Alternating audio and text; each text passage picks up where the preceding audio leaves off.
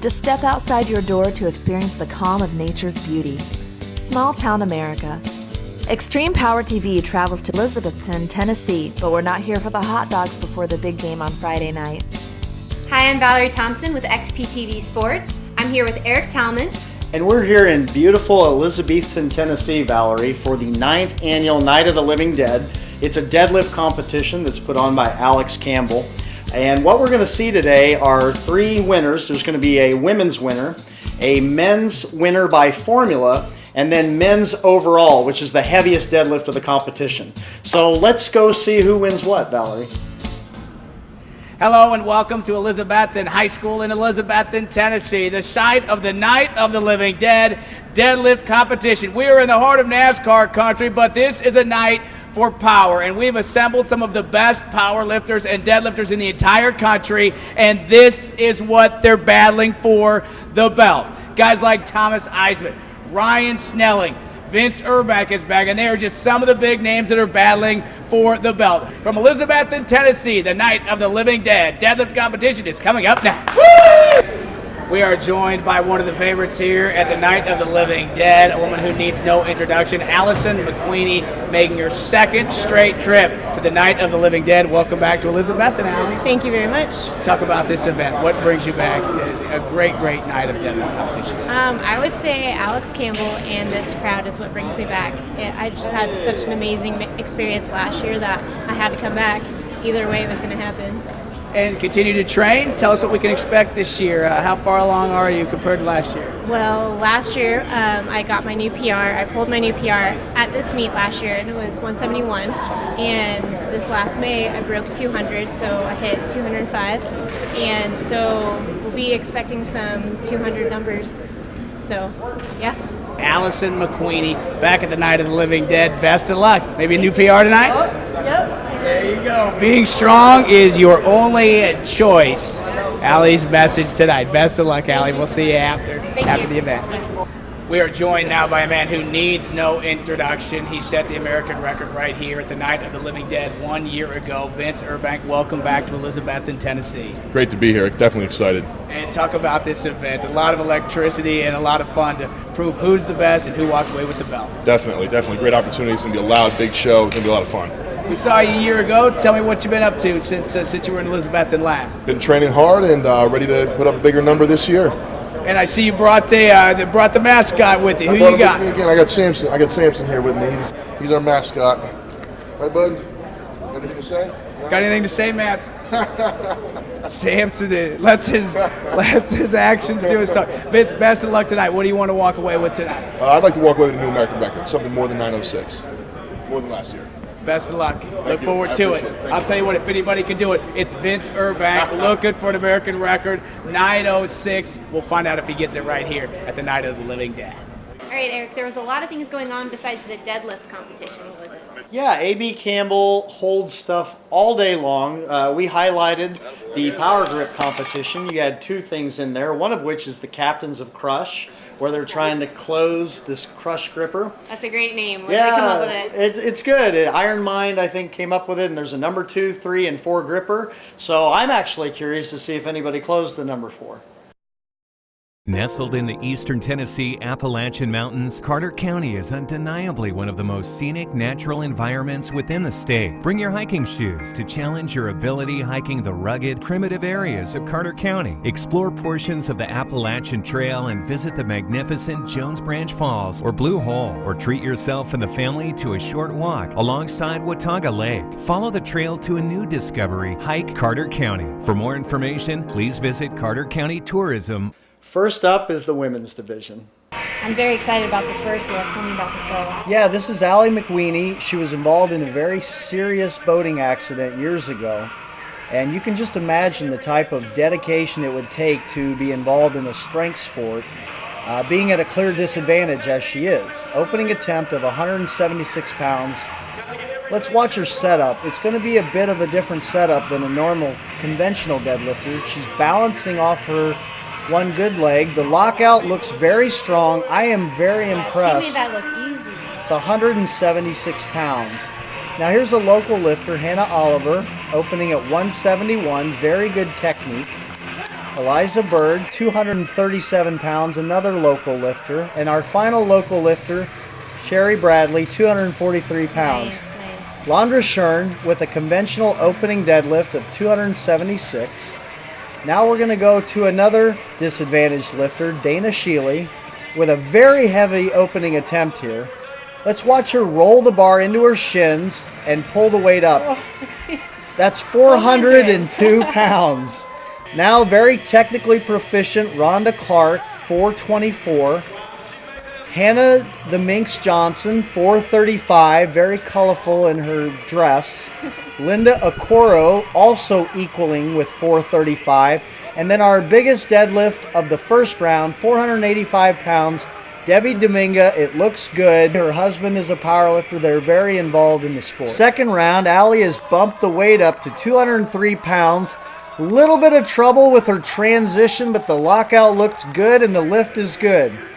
Now our local showcase lifters here, Hannah Oliver with 187 pounds, very strong. Next local lifter, Eliza Bird, goes 248. She has a very, very strong lockout at the top. And now 264 pounds for Sherry Bradley. Conventional puller, Londra Shern, second attempt, 292 pounds, looked very easy for her. Now Dana Sheely, opening at 402, missed at 452. That's a very big jump between the rounds. Rhonda Clark playing it a bit conservative with a very strong 452. Hannah Johnson, little bit of trouble with the transition with 463 pounds. I'm not sure she got that lift. Linda Okoro, very good technique, goes to 463. She looks good while she does it. Yes, she does. Smiles. Debbie Dominga rounds out with a miss at 502 pounds. Allie McWeeny, again, a very methodical setup with 220 pounds, folks. She's trying to get through the transition, no good. She had a really good day, though, on her first and second attempts.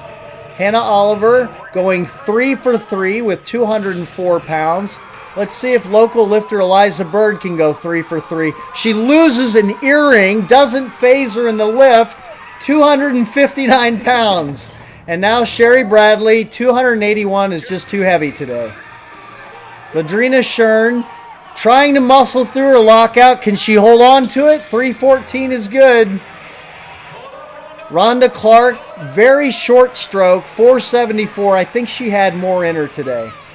Hannah Johnson trying 474. Nope, just too much. All right, Val, now let's kick it to Casey for the play-by-play. Debbie Dominga on the bar. The bar is Debbie Dominga. Hold it. So close. A successful lift here will crown Linda Okoro the champion. Watch for yourself. 507 pounds. The bar's in the air. Linda Okoro, champion. You're watching Extreme Power TV! All right, we just wrapped up the women, and that was some great lifts. I personally enjoyed watching all the locals, the girls from high school. Yeah, Valerie, you could tell that their technique was very sound. Those are Alex Campbell's students. I'm not surprised that you enjoyed watching them like that. Also, you know, we had Allie McWeeny, who is obviously just a wonderful story in the sport of powerlifting, coming back doing a deadlift over 200 pounds on one leg.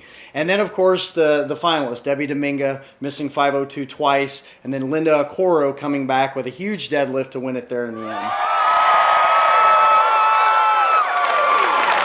Let's take a look at the lightweights. Yeah, A.B. Campbell does a really good job here in the lightweight division, bringing in local lifters. Chase Purnell here, opening 424, looked very good, wearing just a singlet, no assistance from his suit. First attempt, Robert Geyer, 441, looked very technically sound. He has a lot more in him. Now, Wayne Stover, a character in the powerlifting world who has his own action figure, opening at 491, looked very strong. Right here we've got Jason Garrett, 524 in just a singlet. That's a very strong deadlift. Opening attempt here for Willis McCoy, also 502 pounds, looked very good. Now this lifter is interesting. He's wearing knee wraps. Larry Tentinger, 551. Normally you would not wear knee wraps on the deadlift because it hinders the ability of the bar to travel up the body, but apparently Larry's got it worked out. It's a good lift. And now we got Ryan Snelling. Ryan is probably the favorite to win the lightweight division. He's been a deadlift specialist for many years. He's pulled very heavy in the 165-pound class. What he did is he dropped down to the 148s for this competition in hopes of having a better chance of winning first place. Now Ryan's setup looks very technically proficient. His hips are high, his legs are long, and the result is a very easy opening 590-pound deadlift. Second round for Chase Purnell, going 463. I think the jump was too big. No lift. Robert Geyer, 463 as well. A little bit of a hitch in the middle. I don't believe the bar fell though. Good lift. Casey Sheffield, 501, looked very strong. Now Wayne Stover bumping it up to 518. He's grinding it up against his legs there. I don't know if he supported the weight with the legs or not. It looks like it's a good lift though. Jason Garrett going 551 in just a singlet. Very strong lockout. Willis McCoy going 546. I don't know if his knees were locked out on that lift. It looked good though.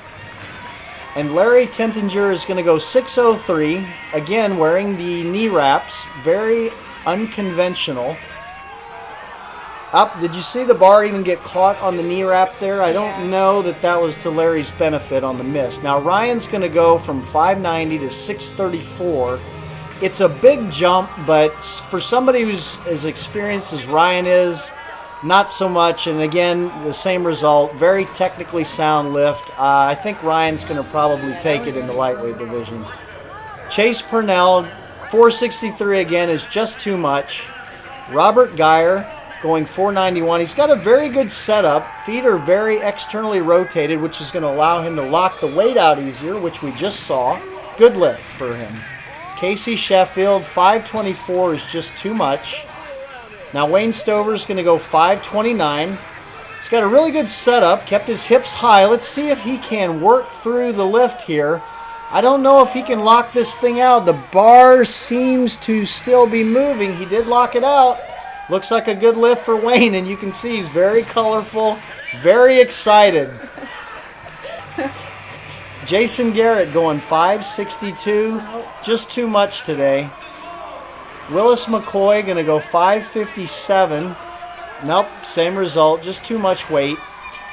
I believe that Larry is going to repeat. Yeah, he's going to repeat 603 for his final attempt. Let's see if he can get a little bit better start here. I think if he can get it to his knees, the transition, nope.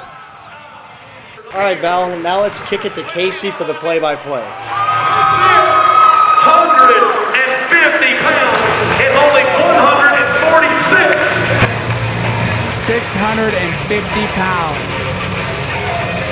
Drama at the Night of the Living Dead. All right, let's get behind him. The crowd begins to roar. The methodical preparation of Ryan Snelling is complete. The bar is in the air. Ryan Snelling! And the lift is good. Ryan Snelling is successful at 650 and a quarter pound. I think we just saw over 4 times body weight deadlift. That was incredible. I would have to agree, that is incredible. All right, Eric, let's go ahead and wrap up the men's lightweight. Yeah, you know, the favorite Ryan Snelling came in and did what we thought he would do. He pulled big.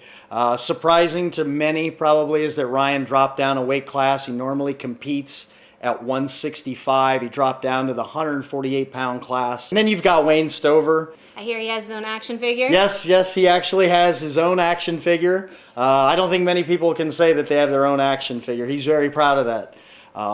But the story tonight was definitely Ryan Snelling. A 650-pound deadlift at a body weight of 148 pounds is just one heck of a lift. Hard to beat, Val. Yep, superhuman. This is Allie McQueenie, and you're watching Extreme Power TV. And now the big boys. This is the heavyweight division. First attempt for Luke Hill, 579 pounds, looks very easy. Yeah, no big deal on that one. No, it's opening attempt for Nick Peterson, 595. Again, very strong lockout. Casey Williams going 639. In just a singlet, little bit of trouble there on the start. I'm not quite sure what happened. He'll probably come back and get that. Now, Tom Eisman has been powerlifting about as long as I've been on this earth. He's a veteran. He's pulled some huge deadlifts. He's a staple. Wow, that's very surprising that Tom would miss his opening deadlift. Carlos Rios, who runs a deadlift competition himself. Oh, it looks like he might have pulled a hamstring on 661. It'd be interesting to see if he comes back. Now, Nick Ledbetter is going to go 700 pounds for his opening attempt. This is crazy, 700 for opening. 700 pounds, and he couldn't quite pull it through on the lockout. Now, Robert Dale goes 700. That looks a little bit better. That's a good opening attempt. John Rock, one of the top raw lifters in the 181 division, making very easy work of 705 pounds for his opener. Now we've got a canvas suit here, which gives you a lot of pop off the bottom. This is Shane Hammock, 750 pounds. Very easy opening attempt. That's what an opener should look like right there. Another canvas suit. This is Luke Edwards at a West Side Barbell. 761 pounds. He makes very easy work of that. Luke probably has 800, maybe more in him today. Michael Eaton going 766 pounds. Conventional puller. See that technique he's using? He's trying to take the slack out of the bar. A lot of conventional pullers will do that. Very experienced lifter there with 766 on the opener. And here's the big dog, the favorite, Vince Yearbank. At 854. 854 pounds, folks. This is a huge opening attempt. He's using an Olympic weightlifting grip, both thumbs over the bar. Only gentlemen who have a very strong grip can execute this kind of technique. And as you see right there, he makes very easy work of 854 pounds, Val. Now Luke Hill, 617 on his second, is good. Nick Peterson with 639, looked very easy. Second attempt for Casey Williams, also 639, looked much better than his botched opener. Tom Eisman is now switching to sumo because he sustained an injury on that opener with his conventional stance. Now Tom has lifted both ways, so I don't expect he's going to have a problem, even though he's switching techniques here. 650 pounds, yes, as I figured, made very easy work of it. Good lift for Tom. Being hurt. Yes, Nick Ledbetter, 728. Doesn't look like he's got the upper back strength to pull that through. Now John Rock goes 739. That's surprising. I thought he would have that. Second attempt for Robert Dale, 761. This is a big jump from his opener. Looked like a good lift. Shane Hammock goes 805. He had a very easy, look at the bar bend with the 805 pounds. There's so much weight on the bar now. Now Luke Edwards going 805. I'm surprised. I thought Luke had 800 in him today based on his opener. Michael Eaton does try the 805. Can he pull it through with his upper back? The bar is not falling. I don't think he pulled it through all the way though. And now we're going to go final round. Luke Hill, 639, looking for a 3-for-3 day. The lift is good and he's really excited about it. Conventional pull for Nick Peterson, 656 pounds, looks good. Third attempt for Casey Williams, bumping to 705. This is a big jump, but he has got it to mid-thigh. He pulls it through. I'm surprised he was able to come back with 705. Now here's Tom Eisman. He hurt himself on his opening lift, has switched techniques. 705 proved too much. Probably the injury, Val. Nick Ledbetter going 728. Nope, nothing there. John Rock going to repeat 739 on his third. I'm going to be surprised if... No, I'm very surprised he was not able to get that weight today. Robert Dale repeating 761. Missed it on the second. That lift is no good. Shane Hammock is going to repeat 805. It looked like he had almost locked out 805, but he's going to repeat it for his third. He's got it. It looks good. It's a good, it's a good lift. All the lights are up. He's very excited about that one. Luke Edwards, same thing, 805. Oh, wow, he's got it past his knees. It looks, oh, he couldn't hold on to it. It's very hard to come back on a third deadlift when you miss your second. Michael Eaton trying the same thing. He set a record in 2011. He will attempt the record in 2012. Vince Urbank, 937 pounds. His hands are on the bar. The final moments of focus.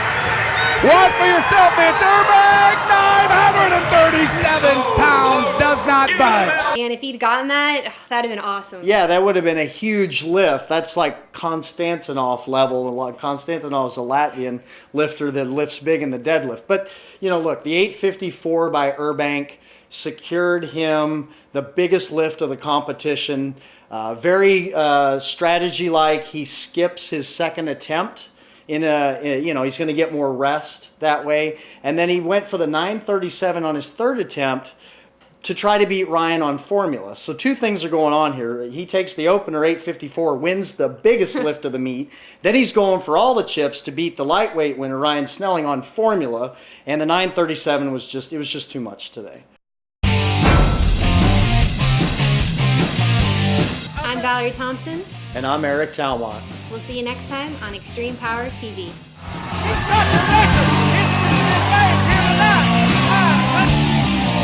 And the lift is up and the crowd goes absolutely crazy.